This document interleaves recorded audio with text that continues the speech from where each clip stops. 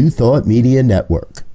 We are a global broadcast network of positive music, media, and entertainment, inspiring humanity's evolution along the journey of enlightenment and creating a world of love, peace, empowerment, and prosperity for all. New Thought Media Network. Positively inspiring.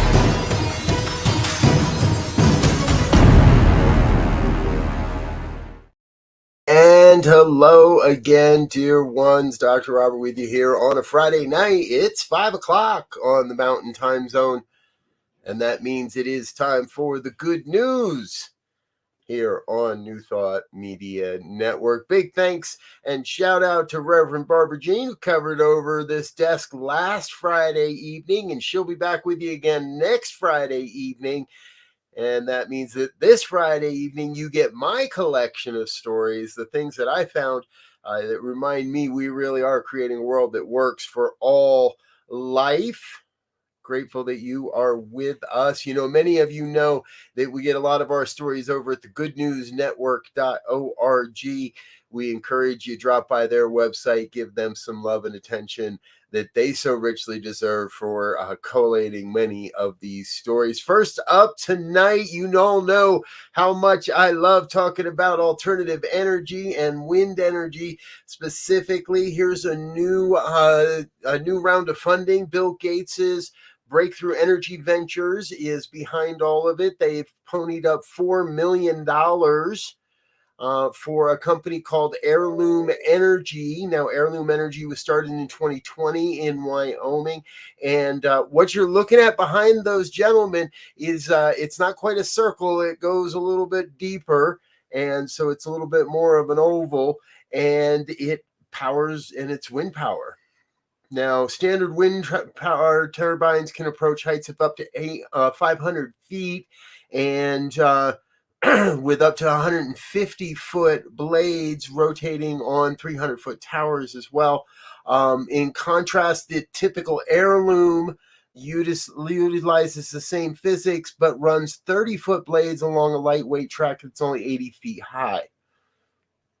The future systems, now they are currently testing and utilizing a 50 kilowatt device. However, they say that the scale of this, they could go up to 1,300 feet long and produce hundreds of megawatts for utility scale wind farms.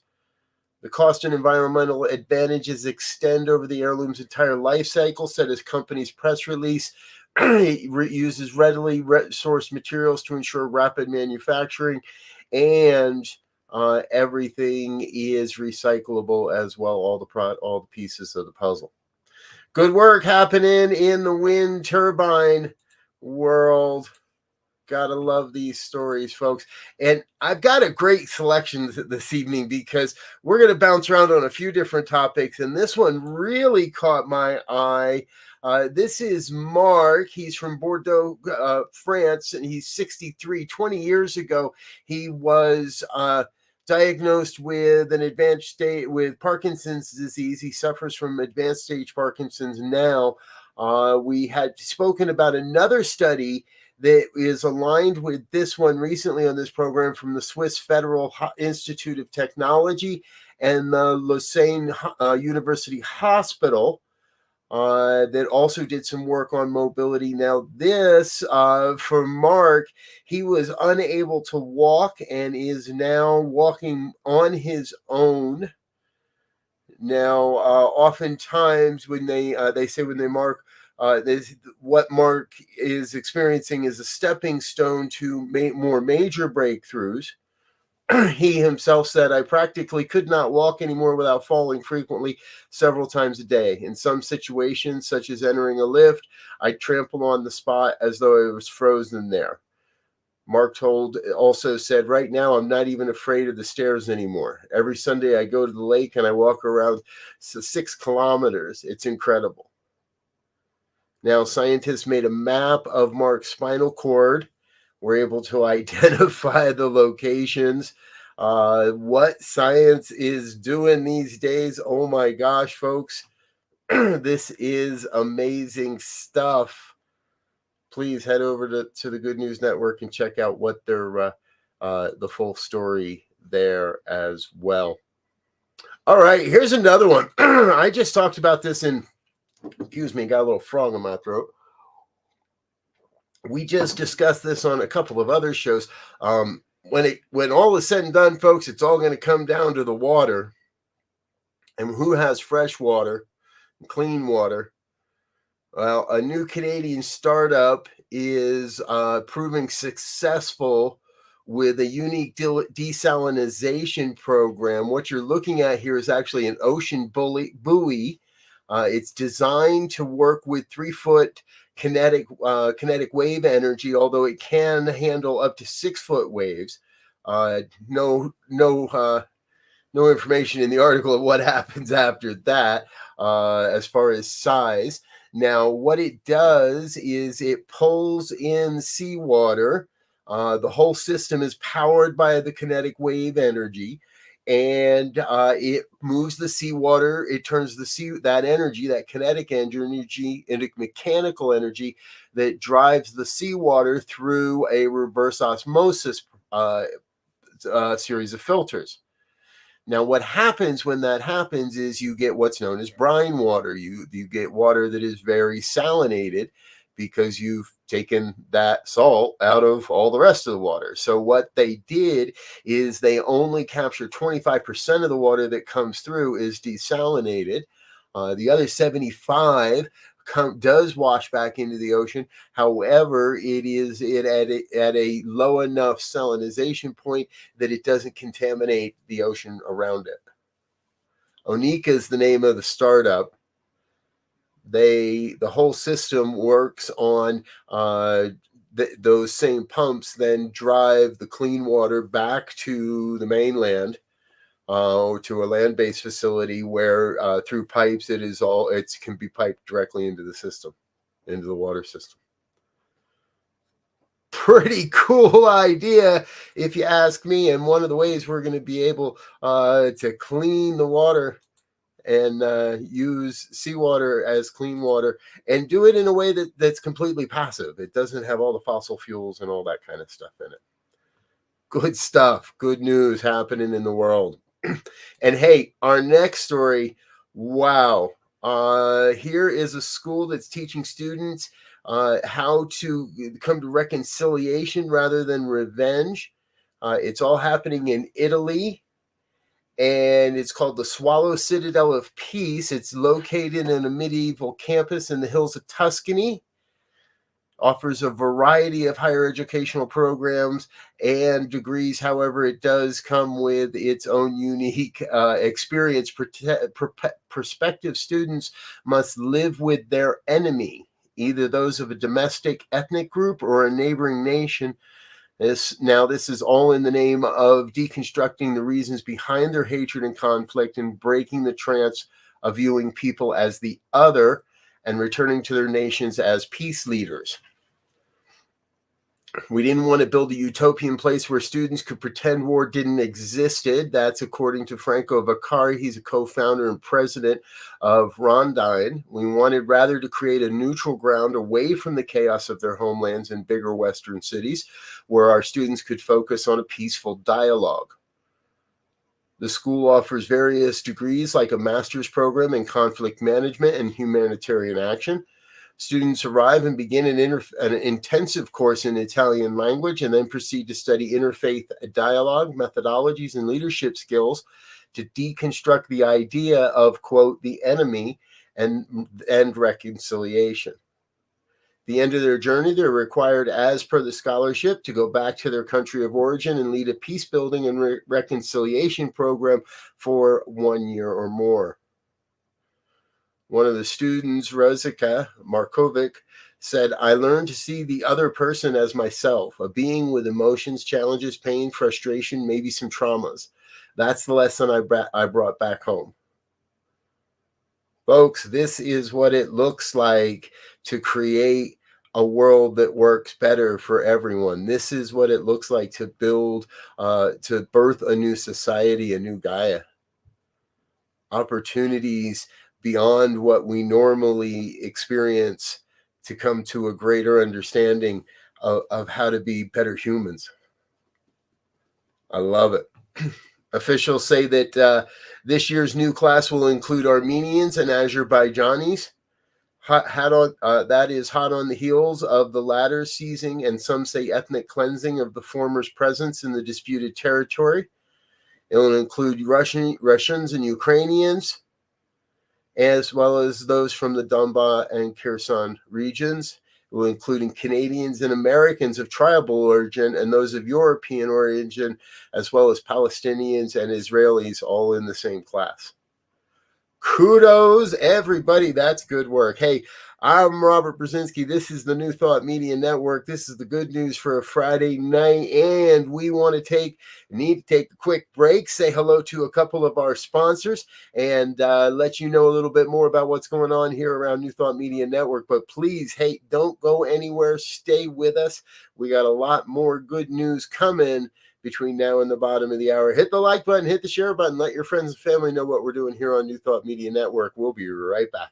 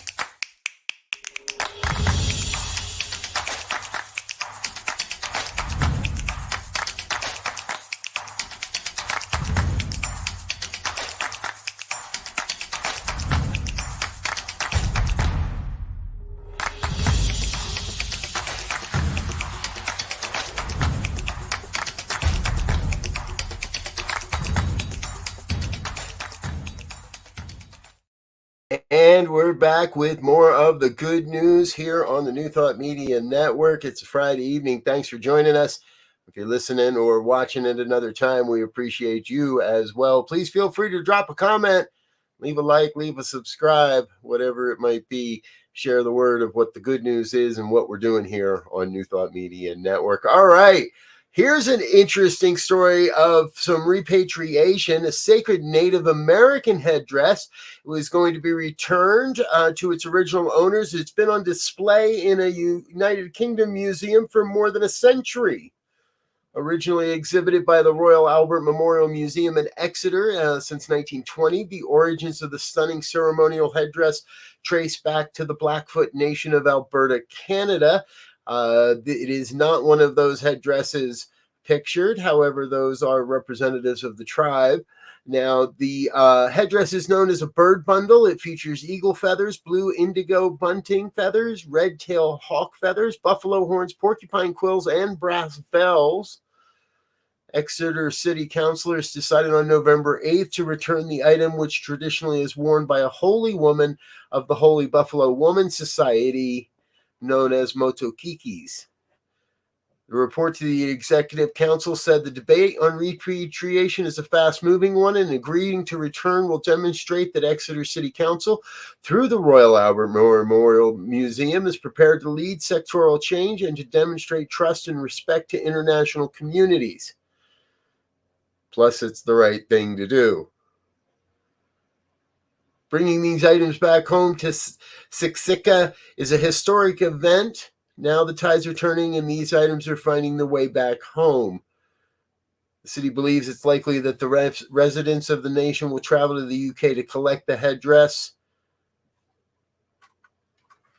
Not important, they say, on how this happened, but that we fix what happens. Cultural healing at its finest, folks. We got to love that as well. And hey, here's an interesting story. Catches my eye because some of you may know New Thought Media Network will be heading off to Kenya in 2024 to support a New Thought event there. And it'll happen kind of on the heels of a new holiday in Kenya. Many are calling it the Kenyan Arbor Day. Citizens are encouraged to plant tree seedlings. Those seedlings are offered to them for free at no cost. Well, that's what free means, right? Are given to them at no cost from the government. And the idea is part of, and we've reported on this in the past, is Kenya is working to plant 50 million trees and in this sweep, and meet their goal, meet the goals to help curb climate change. I lost my numbers here on exactly how many trees are in this. There it is. The goal is 15 billion trees by 2032. Good work happening in Kenya, and other good news happening for forests and trees. Indonesia is reporting that it's going to take a much harder stance on farmers that have created palm plantations on federal lands and protected forests, and will shut them down and turn all that land back into true forests. In total, the government estimates that 500,000 acres, or around 200,000 hectares of plantations will be removed in order to restore the tropical rainforest that should be there. Both the Internal Security and Environmental Ministries have come together to work on ejecting the plantations, with Indonesian Security Minister Mahfud MD threatened to pursue legal action against palm oil companies that continue to use land illegally after a deadline was passed last week. In total, an estimated 200,000 hectares of land should be reclaimed for nature by the end of this program. Good work, Indonesia. Good news. Folks, it's going to take a balance of nature, us giving nature a boost up, and us curbing our own appetites. This is one of those projects. Hey, we're going to take another real quick break. Make sure we say thank you to our organizational sponsors and individual donors. However, we've got more coming up, including our hero of the week. So stay tuned. We'll be right back with more on New Thought Today.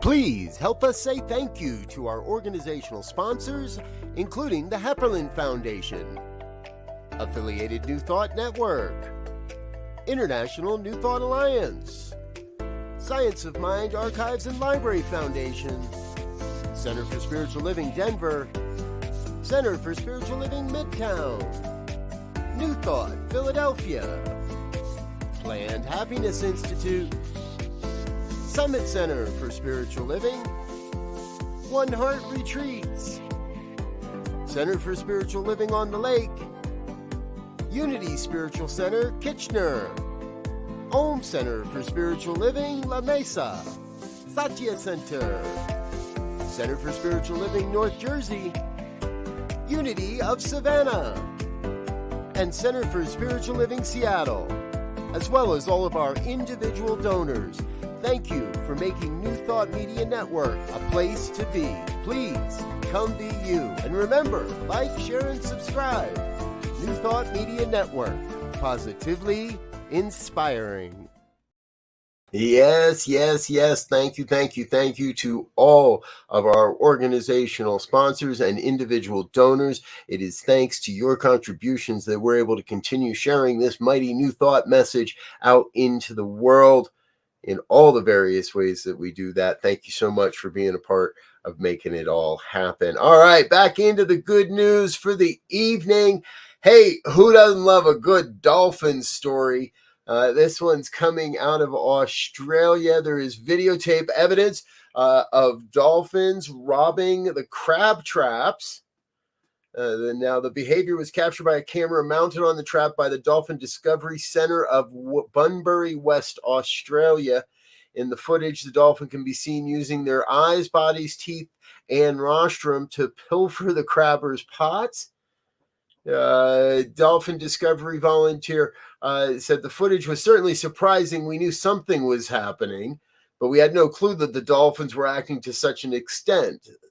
Through so much effort, learning, and physical and mental problem solving to be able to steal the food. In the last 20 odd years, it happens all the time. If you see some dolphins around, you can guarantee you're going to get your crab nets raided. That's according to Russell Dawson, a local crabber. Mr. Dawson is getting clever about how he baits his traps, though, and is now creating dolphin-proof crab pots. Congratulations, Mr. Dawson, as well.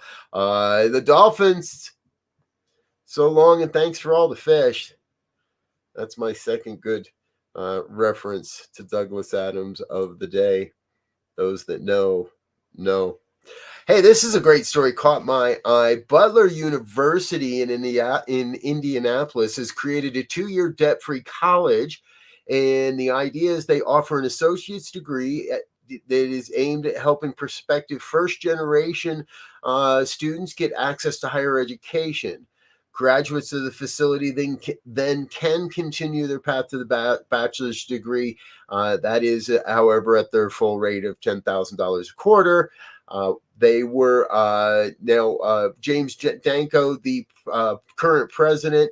What we are doing is we're not living out our founders' dreams. That set in motion a lot of conversation and discussion about how you'd like to deliver a degree and what type of student it would look like.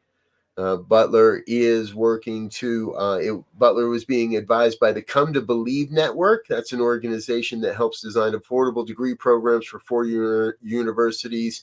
They also run similar programs at Loyola in Chicago and University of St. Thomas in Minneapolis. Good work happening in our education system too, folks. That's what it's going to take. It's a systemic change all around. And we're on the right side of it. These good news stories, trust you'll be able to share these this weekend with your family and friends. Remind them some of the other good stories. Here's one we're following up on with you. Sebi Hall, we've reported on previously. He was 17 when he decided to dedicate his life into helping others. And in the last 3 years, he's now recognized as a hero in the UK as the UK's kindest person. Now, Sebi works tirelessly to help others and has founded his own charity, which encourages others to follow his lead. The Sebi Hall Kindness Foundation helps vulnerable youngsters. During his 3 years of good work, he's donated 400 coats and blankets to homeless charities, gifted over 800 toys to children's homes, and even used his own money during his teen years to pay for strangers' coffees. Now, at the age of 20, the kind hero from Litchfield, who was born with a rare chromosome anomaly, initially started spreading kindness during the lockdown after discovering classmates didn't have access to a computer. His first thought was to donate his own computer. However, realizing that would only help one person, he decided to raise funds and bought everybody a computer. He did this by carrying out acts of kindness, such as washing cars, helping people with the groceries, and other type events. Now, following a search for the UK's kindest person, now this happened to be by Kind Snacks Company, he was crowned 2023's Kind Hero. That makes you a hero in our book as well. In honor of Sebi, a 6 foot tall likeness commissioned by the Healthy Snack Bar brand featured Sebi in a superhero style cape and stance. Sebi's motto is "Kindness is my hero." That's the statue in the background. Congratulations, sir. Folks, I love these kinds of stories because people are good and we do good things. And that's important. And that means it's time for our hero of the week.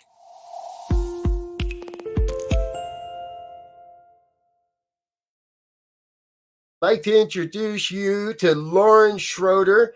Lauren first stumbled into a community food drive during COVID, and what she realized is there was a lot of boxed goods and canned goods, and she decided she wanted to be part of the change she wished to see in the world. Her parents gave her a half acre of land, and she grew over 7,000 pounds of produce. They say the market value of that is over $15,000, and she gave it away to various food banks and nonprofits in her area in the Quad Cities of Iowa. The senior in high school likes to tend cattle and play softball and had never managed a garden before, but according to her mother, Katie, she took gardening right away.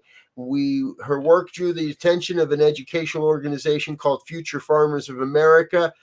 They gave her a grant for supply and seeds.